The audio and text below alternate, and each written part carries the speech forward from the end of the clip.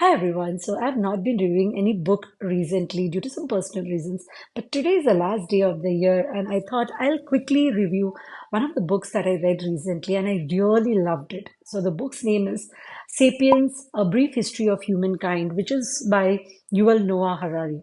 I am not used to reading nonfiction a lot, but this I really loved. So, this book is actually an ambitious and absorbing journey through the entire history of humankind, from the moment our ancestors first appeared on the African savanna to the complexities of the modern technological age. So, rather than presenting history as a dry series of dates and events, Harari actually frames it as a grand narrative about how an otherwise ordinary species of ape came to dominate the planet.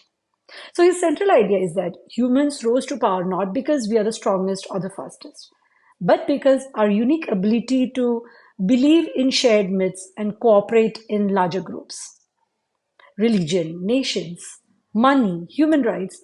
According to Harari, these are all collective stories we agree to believe. And these shared beliefs is what binds societies together. So this book moves through time with an elegant storytelling style that makes vast historical themes feel intimate and relevant. The book isn't without controversy, and Harari seems fully aware that he is making, sweeping claims.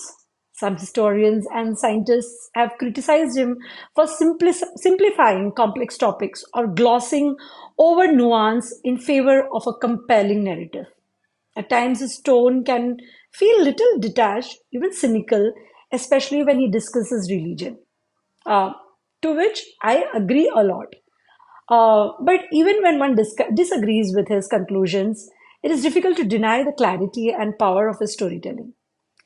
He writes with a steady, confident voice that makes complicated ideas accessible without ever sounding condescending.